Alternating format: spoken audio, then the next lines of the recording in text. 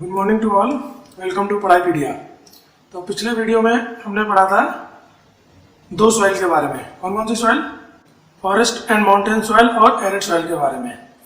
तो अभी हमारी पूरी सॉइल के बारे में कंप्रिहेंसिवली हमने उसको कवर कर लिया है, मैप से भी उसको कवर कर लिया है।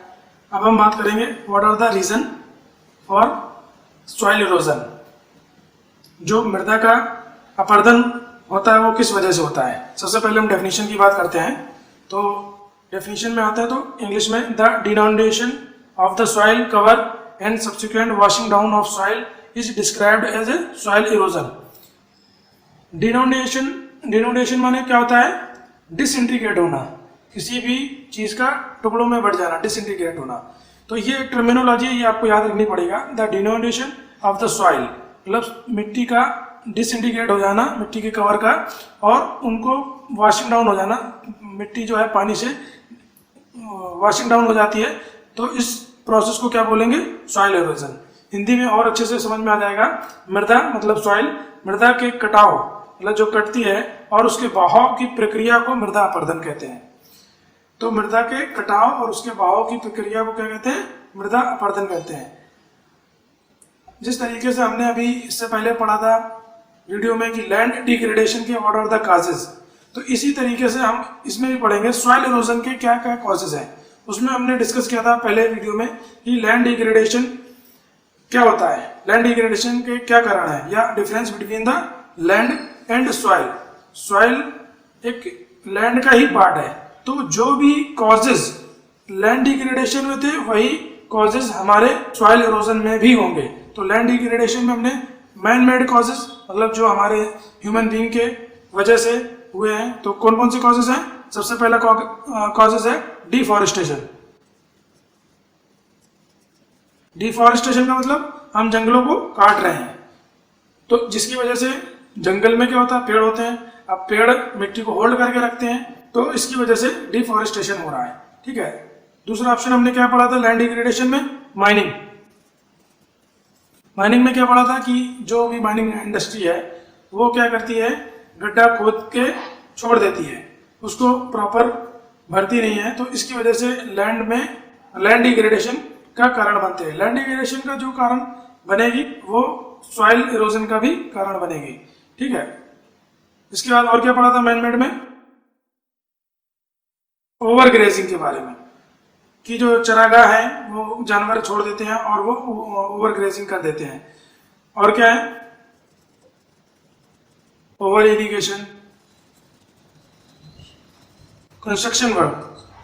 तो जैसा आपके एग्जाम में क्वेश्चन आए उस तरीके से आपको यहाँ पर लिखना है। अब इसको आप एक्सप्लेन भी कर सकते हैं। अगर मान लीजिए 3 नंबर का है तो आप डिफॉरेस्टेशन को, माइनिंग को, आप ओवर ग्रेजिंग को आप एक्सप्लेन कर दीजिए। और अगर 1 नंबर का है तो आपको जस्ट उसके मैन मेड के रीजन लिखने हैं और नेचुरल रीजन लिखने हैं। अब इन सब रीजन को हमने ऑलरेडी लैंड डिग्रेडेशन में कंप्रिहेंसिवली कवर किया है। आप हमारे चैनल में जाकर इसको देख सकते हैं। इसको हमने पार्ट 5 में कवर किया है, इसका लिंक आपको डिस्क्रिप्शन बॉक्स में मिल जाएगा। तो केवल ह्यूमन बीइंग से ही सॉइल इरोजन नहीं होता। ये कौन कौन से कॉजेज थे? ह्यूमन बीइंग जो कर रहा था, उसके नेचुरल कॉजेज भी होते हैं। नेचुरल फैक्टर्स कौन कौन से हैं? Number 1 is wind, second one glacier and water. Land degradation में भी हमने सेम पढ़ा था कि वाटर की वजह से, ज्यादा पानी जहां पर होगा उसकी वजह से लैंड का कटाव हो जाता है, कट जाती है। तो सेम वाटर की वजह से मिट्टी बहाव हो जाती है, जिसकी वजह से सॉइल इरोजन होता है। सेम विंड का भी यही और ग्लेशियर का भी यही रीजन होगा। ठीक है। तो अब हम कुछ बात करेंगे। इसमें आपकी बुक्स में कुछ टर्मिनोलॉजी दिया गया है। फॉर एग्जांपल शीट इरोजन क्या होता है, रेवांस को क्या बोलते हैं, व्हाट इज गुलीज, तो इसके बारे में एक बार बात करते हैं।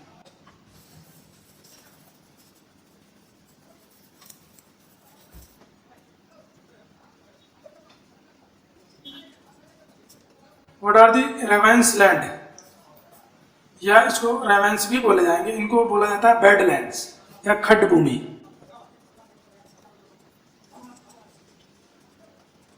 ये कल्टीवेशन के लिए अनफिट होती हैं। इसको इस तरीके से समझ सकते हैं, जिस रास्ते में पानी बहता है तो उस रास्ते पर गहरी गहरी वाहिकाएं या नालियां बना देता है, जिसको क्या बोला जाता, अवनालिकाएं हिंदी में, या इंग्लिश में क्या बोलेंगे उसको, पुलिस हिंदी में। ऐसी खेती जो ऐसी लैंड जो है जोतने के काबिल नहीं रहती है और इसे ही बैड लैंड्स कहते हैं। चंबल में इस जमीन को ही बोला जाता है रेवेंस। चंबल में क्या बोला जाता है इसको, रेवेंस। चंबल वाले एरिया में इसको क्या बोला जाएगा, रेवेंस। इसको एक बार फिर से रिवाइज करते हैं। रेवेंस आर दोज लैंड जो अनफिट फॉर कल्टीवेशन।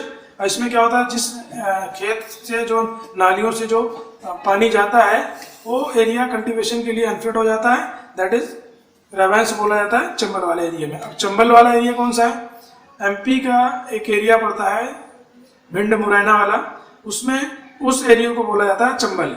यूपी में भी उसका थोड़ा एरिया इटावा साइड वाला आता है, जिसमें पहले मूवी देखी होगी पान सिंह तोमर। पान सिंह तोमर में इसका पूरा एरिया दिखाया गया है कि जो पान सिंह तोमर है वो वहीं पर छुपकर रहता है। डाकुओं के लिए फेमस जगह है, क्यों, क्योंकि यहाँ पर किसी प्रकार की खेती भी नहीं होती है, कल्टीवेशन भी नहीं होता और बड़े बड़े से टीले हो जाते हैं मिट्टी के इस तरीके से। तो यहाँ पर इनके छुपने के लिए अच्छी जगह मिल जाती है। तो ये चंबल का एरिया, चंबल के एरिया में ऐसी भूमि को जो नलिकाओं में बह कर जा रही है उसको हम रेवेंस बोलेंगे। दूसरी एक टर्मिनोलॉजी है शीट इरोजन। शीट इरोजन को हिंदी में क्या बोलेंगे, चादर अपर्दन, चादर बोलते हैं और इरोजन को अपर्दन। ठीक है, अब इसमें क्या होता है, कई बार पानी एक मान लीजिए विशाल एरिया में ढके हुए ढाल के साथ साथ नीचे की ओर बहता है, ढाल में बह रहा है, तो ऐसी स्थिति में क्या होता है, ऐसी कंडीशन में जो टॉप सॉइल है वो उसको भी वॉश आउट कर देता है, पानी बहते हुए वॉश आउट कर देता है। मतलब क्या होता है, उसमें उस पानी में सॉइल की जो भी ह्यूमस है वो बह के निकल जाती है। इसको बोला जाता है शीट इरोजन। क्या बोलेंगे, शीट इरोजन। इसको इंग्लिश में अगर एक छोटे से फॉर्म में लिखना चाहे कैसे लिखेंगे, ठीक है। ये दो टर्मिनोलॉजी है, रेवेंस वो नालियां जो जिसमें पानी बहता है that is unfit for cultivation, ठीक है। और शीट इरोजन क्या बोला जाएगा, वॉशिंग ऑफ टॉप सॉइल, जो पानी के साथ साथ मिट्टी की उर्वरकता निकल जाती है उसको हम क्या बोलेंगे, शीट इरोजन। शीट मतलब विस्तृत, मतलब बड़ा जो एरिया होता है, उसमें एक चीज और इंक्लूड कर सकते हैं, विस्तृत एरिया में ढाल के साथ साथ जो पानी मिट्टी को बहा कर ले जाती है उसको हम क्या बोलेंगे, शीट इरोजन। तो अभी हमने सॉइल इरोजन की डेफिनेशन देख ली और उसके कॉजेज देख लिए। अब हम क्या देखेंगे, इसका सॉइल इरोजन के दूर करने के लिए इसके क्या क्या मेजर्स लिए जा सकते हैं सॉइल इरोजन को दूर करने के लिए। तो अब हम बात करते हैं measures to avoid soil erosion. तो अब हम बात करते हैं सॉइल कंजर्वेशन के बारे में। अभी हमने क्या पढ़ा था, what are the causes for soil erosion, और सॉइल इरोजन की हमने डेफिनेशन को पढ़ा था। अब हम बात करते हैं कि सॉइल कंजर्वेशन के लिए क्या क्या कर सकते हैं। तो सबसे पहला है सॉइल इरोजन में काउंटर प्लॉगिंग, समोच्च जुताई। इसमें क्या करेंगे, इसमें ये ढाल वाले एरिया पर ये अनुकूल होता है, इस पर हम खेती के जो ढाल होती है उस खेती को उसके अपोजिट डायरेक्शन में खेती करते हैं। यह कहाँ पर यूज होगा, यह हिली एरिया में यूज होगा। और ये ढाल के विपरीत, ये ढाल है, या मान लीजिए ये ढाल है, इस ढाल के विपरीत खेती की जाएगी। और अगर इसमें से यहाँ से पानी निकल रहा है तो ये ढाल के विपरीत जो खेती है यहाँ पर पानी को रुकावट पैदा होगी। तो यहाँ से अगर नहीं रुका तो यहाँ पर आके रुकेगा। तो इससे क्या होगा, सॉइल इरोजन नहीं होगा, मिट्टी का कटाव नहीं होगा। तो ये कहाँ पर, हिली एरिया पर की जाती है, कौन सी, काउंटर प्लॉगिंग। इसमें क्या करते हैं, इसमें अपोजिट डायरेक्शन में खेती करते हैं, ठीक है। दूसरा इसके बाद आता है टेरेस फार्मिंग। टेरेस फार्मिंग में क्या हुआ है, हमने पहाड़ों के जो एरिया है, जो ढाल वाला एरिया है, जो बहुत ज्यादा ढाल में नहीं है, इसमें कुछ कुछ पार्ट को प्लेन्स में बदल दिया है। इस तरीके से पहाड़ों के कुछ एरिया को प्लेन्स में कन्वर्ट कर दिया है।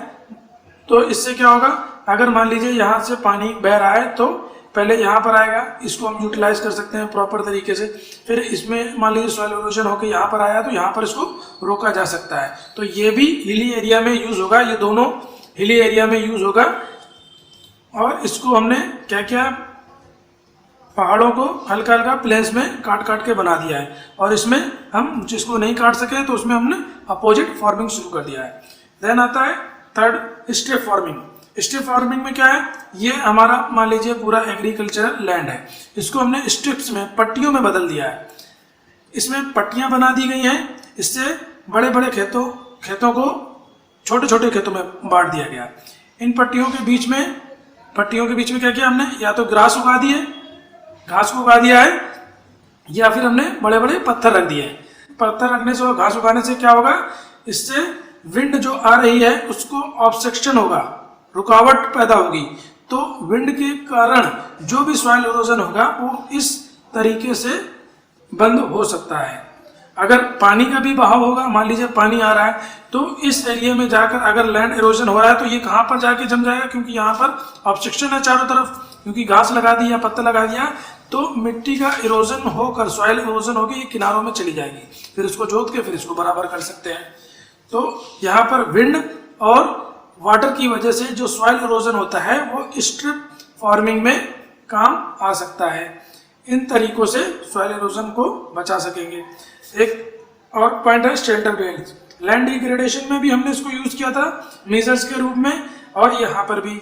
ये मान लीजिए एग्रीकल्चरल लैंड है ये आपका, अब इनके चारों तरफ हमने ट्रीज को उगा दिया है। अब विंड डायरेक्शन आएगा तो यहाँ पर ऑब्स्ट्रक्शन पैदा होगा, किसी भी डायरेक्शन से आ रहा है, सभी जगह पेड़ है। और ट्रीज क्या करते हैं, मिट्टी को बांध कर रखते हैं, क्योंकि उनकी जो रूट्स हैं या जड़ें हैं वो मिट्टी के अंदर तक होती हैं। तो ये तरीका भी है शेल्टर बेल्ट्स बनाकर सॉइल इरोजन को रोकने का। अब हमने सबसे पहले कॉजेज में एक चीज और पढ़ी थी कि what are the causes for soil erosion. Causes में हमने सबसे पहले मैन मेड वाला पढ़ा था। मैन मेड में हमने क्या पढ़ा था, डिफॉरेस्टेशन, माइनिंग, और तो उसके जो कॉजेज हैं उसी कॉजेज को अगर हम कंजर्वेशन में उस कॉजेज को उसके उल्टा या विपरीत अपोजिट एक्शन लेंगे तो वो कंजर्वेशन मेथड में आ जाएगा। फॉर एग्जांपल डिफॉरेस्टेशन उसका कॉजेज था, तो फॉरेस्टेशन क्या हो जाएगा, उसका कंजर्वेशन मेथड हो जाएगा। ठीक है। और जैसे माइनिंग उसका एक रीजन था, कॉजेज था, सॉइल इरोजन था, तो रेगुलेट माइनिंग। जो माइनिंग हमारे रेगुलेशंस हैं कि वो गड्ढे को खोल के चले जाते हैं, तो उसमें रेगुलेट किया जाएगा गवर्नमेंट के द्वारा, ताकि ये सब चीजें ना हो पाए। और क्या था, ओवर ग्रेजिंग।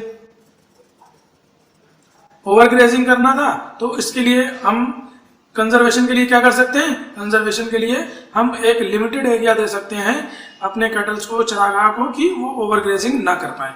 और कौन सा था, over irrigation. Over irrigation same जो लैंड कंजर्वेशन में हम मेथड यूज करते थे, ये जो स्ट्रिक्ट फार्मिंग वाला है वो ओवर इरिगेशन में काम आ सकता है। तो ये हमारे 5 टाइप्स के कंजर्वेशन मेथड हो गए सॉइल इरोजन के रोकने के लिए। पहला कौन सा हो गया, काउंटर प्लागिंग। दूसरा हो गया टेरेस फार्मिंग। तीसरा स्ट्रिप फार्मिंग, पट्टियां बनाकर शेल्टर बेल्ट्स में चारों तरफ पेड़ लगाकर। और ये अदर्स में आ जाएंगे, अदर्स में ये अदर्स मेजरमेंट आ जाएंगे। कॉजेज में डिफॉरेस्टेशन था, तो इसके कंजर्वेशन में फॉरेस्टेशन आ जाएगा। कॉजेज में माइनिंग इसका रीजन था, कंजर्वेशन में उस माइनिंग इंडस्ट्री को अगर हम रेगुलेट करेंगे अच्छे से तो ये उसका कंजर्वेशन मेथड में आ जाएगा। ओवर ग्रेजिंग को हम इसको एक एरिया पर स्पेसिफिक कर देंगे तो ये इससे भी ओवरकम हो सकते हैं, ओवर इरिगेशन से भी ओवरकम हो सकते हैं। तो ये हमारा आज हमने सॉइल इरोजन, सॉइल की डेफिनेशन और सॉइल कंजर्वेशन के बारे में पढ़ लिया। तो अब हम नेक्स्ट वीडियो में इसके कुछ क्वेश्चंस के लिए बात करेंगे कि इसके एक्सपेक्टेड क्वेश्चन क्या आ सकते हैं। बाकी ये हमारा यहाँ पर पहला चैप्टर ज्योग्राफी का रिसोर्सेज एंड डेवलपमेंट का कंप्लीट होता है। अब हम ज्योग्राफी के दूसरे चैप्टर के बारे में बात करेंगे। तो इसका रिवीजन करिए, और कोई सजेशन हो तो सजेशन दीजिए जिसको हम इम्प्रूव करेंगे। और तब तक देखते रहिए पढ़ाई पीडिया।